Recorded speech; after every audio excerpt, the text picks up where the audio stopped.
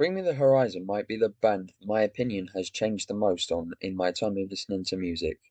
I went from hating them to loving them in a matter of months, and I think it's hugely to do with the massive variety in their discography.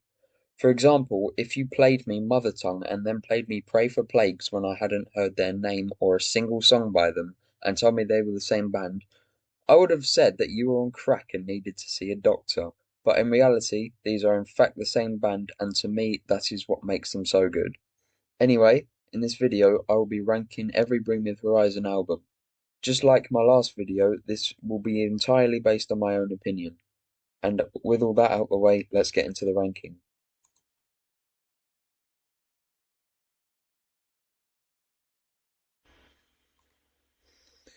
So, this album is dog shit? Okay, so I know many people don't even class this as an official album, but I decided to include it. I'm pretty sure this album is just full of demos for ammo and other experimental stuff, but either way, it is not good at all. I only listened to it once and never again. Do not want to hear Ollie Sykes wants to steal something for 10 minutes, and definitely do not want to hear him having a 24-minute yapping session. That's all I have to really say about this album, to be honest. It sucks, and I'm never going to listen to it again.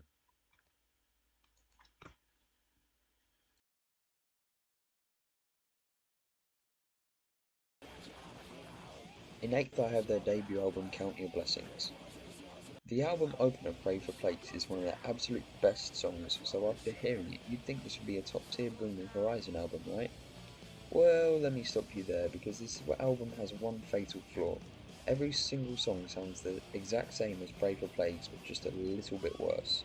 Don't get me wrong, this isn't a terrible album, but a full 36 minutes of the same song just isn't an interesting listen at all. And considering the band were only teenagers at the time, then I can see why this is no masterpiece. The band over the years have expressed how they don't like this album that much. Personally, I think if this album had better lyrics and a bit of variety in the songs, I'd rank it way higher than I do, as I think it has some of the best guitar playing and drumming in their whole discography. But for now, I just have to keep it as their second worst album.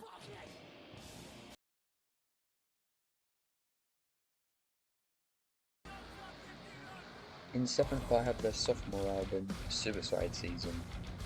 I think this album is a big step up from their debut album, as it mixes both genres of deathcore and metalcore well, and shows the band were capable of playing other styles earlier in their career. I also think this album has some of their best riffing, with Chelsea Smiles, in my opinion, having the best metalcore riff of all time.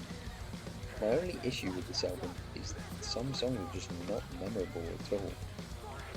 But at least it has multiple bangers on like Count Your Blessings, with Chelsea Smile, The Come Down, Suicide Season, and Diamonds Aren't Forever being some big standouts for me. Overall, I think this is a great album, but is overshadowed by their later releases for me.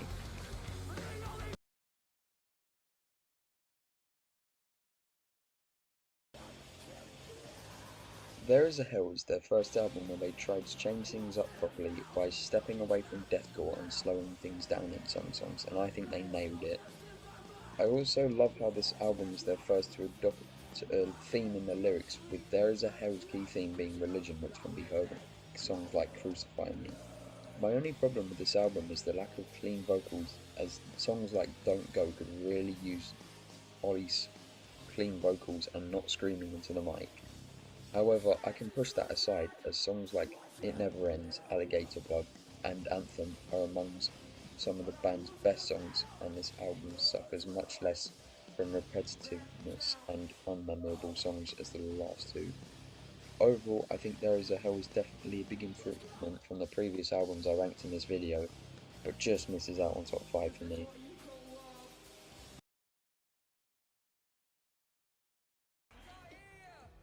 After almost a full decade of the band stepping away from metal, fans started to believe they would never be heavy again.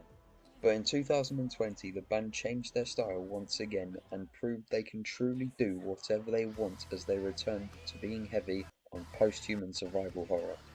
This was actually the first Bring Me the Horizon album I heard, and I hold it in high regard as the album is incredible.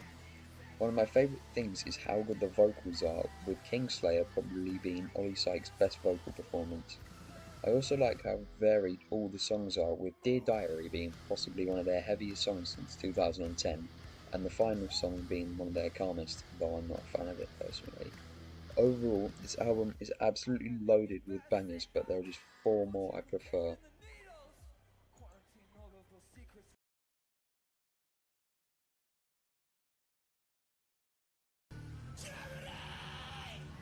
I mostly cannot stand pop music, and if you had asked me my opinion on this album 6 months ago, I would have told you it is one of the worst albums I've ever heard. However, after a few months, I listened to this album and was pleasantly surprised. This album is actually incredible. In true Bring Me the Horizon fashion, they changed their style again and wrote a pop album with a few songs such as Mantra and Wonderful Life, sounding like they would fit on their previous album, That's the Spirit. And in my opinion, they did an incredible job of covering pop music considering this was their first attempt. Songs like Medicine and In the Dark are solid and prove they can really do whatever they want, whether it be pop or deathcore. To summarise, I think Ammo is an incredible album and shows the band are fully capable of writing any style of music and making it work. However, it just misses top 3 for me.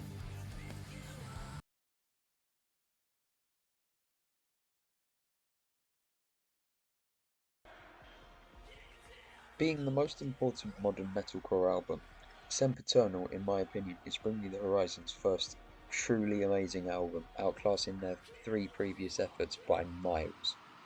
Like the previous album, they stuck to metalcore but added more slow and catchy twists throughout the album, and I think they did it phenomenally well.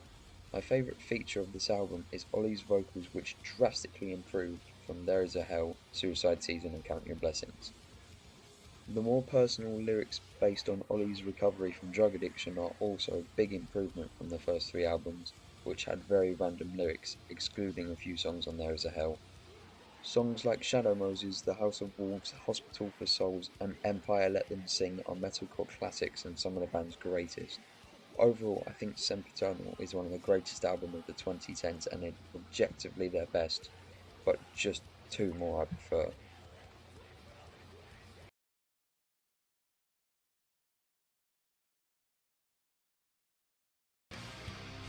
In second, I have their fifth album, That's the Spirit.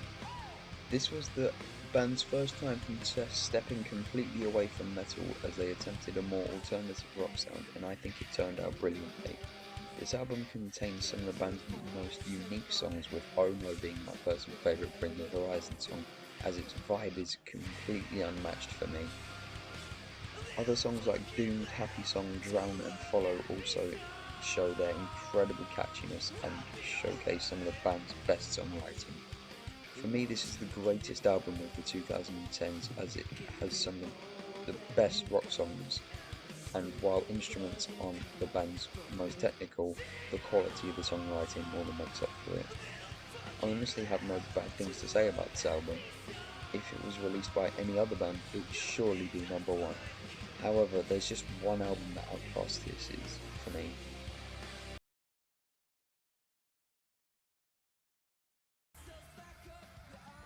At the time of recording this album was released only 3 months ago, and oh my god, what an album this is!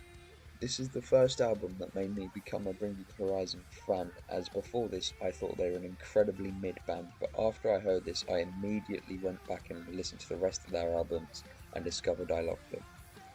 The way this album merges both the heaviness of rock and the catchiness of pop is absolutely incredible in my opinion, which can be shown on songs like Kool-Aid and Lost. I think this album was probably the catchiest metal album along with Hybrid Theory by Linkin Park. Everything on this album is stepped up, with the guitar being incredibly good, the drums being the best since Count Your Blessings, with blast beats finally returning to the band. And Ollie Sykes' vocals are just simply incredible, with some incredible harsh and soft vocals. Overall, this is one of my favourite albums of all time, with 5 songs: NA, Kool-Aid, Amen, Lost, and top 10 statues that cry blood, making my top 10 Bring Me the Horizon song list.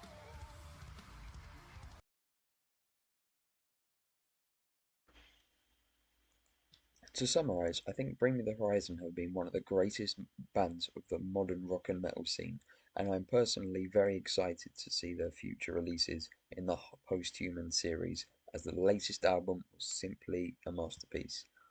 If you enjoyed this video, I highly recommend supporting the channel, as here on The Collective we will be producing more content, whether it be metal music or Sonic games. Also check out my last video where I ranked every Metallica album if you like this one. Anyway, thanks for watching, see you in the next video.